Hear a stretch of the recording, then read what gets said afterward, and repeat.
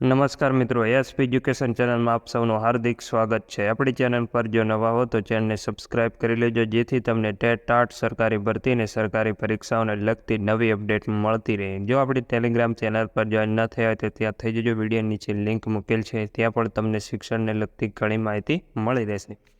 જ્ઞાન સહાયક યોજના આવી ત્યારથી જ આપણે જણાવતા હતા કે આ જ્ઞાન સહાયક યોજના એકવાર શરૂ થઈ જશે તો સરકારને પછી શાંતિ થઈ જશે અને કાયમી ભરતી કરવાની કોઈ ચિંતા થશે નહીં, અને એવું જ બની રહ્યું છે। જ્ઞાન સહાયક યોજનાને સફળતા મળતા હવે જરૂરિયાત લાગશે તો જ ગુજરાતમાં કાયમી શિક્ષકોની ભરતી કરવામાં આવશે તેવું સરકાર જણાવી રહી છે।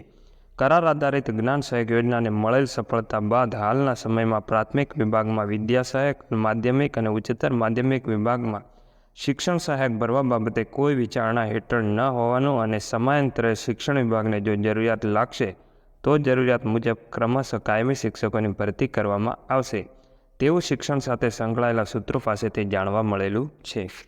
મિત્રો, મેન મુદ્દો એ છે કે ઉમેદવારોમાં ભાગલા પડી ગયા છે। ઘણા જ્ઞાન સહાયકમાં જોડાયા છે અને ઘણા જ્ઞાન સહાયકનો વિરોધ કરી રહ્યા છે, અને જે જ્ઞાન સહાયકમાં જોડાયા છે તેઓ કાયમી શિક્ષક બનવાનું સપનું જોઈ રહ્યા છે, અને જે વિદ્યાર્થીઓ જ્ઞાન સહાયકમાં જોડાયા નથી તેઓ કાયમી શિક્ષકની ભરતી આવે તેવી આશા રાખીને બેઠા છે।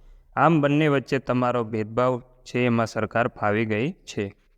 સૂત્રો દ્વારા જાણવા મળ્યું છે કે 2750 જેટલી જે જગ્યાઓ મંજૂર કરવામાં આવી છે તે જ માટે ભરતી આગામી સમયમાં કરવામાં આવશે, અને હાલમાં શિક્ષણ સહાયક 9-10 કે શિક્ષણ સહાયક ઉચ્ચતર માધ્યમિકમાં ભરતીની કોઈ સંભાવના નથી તેવું જાણવા મળે છે। અને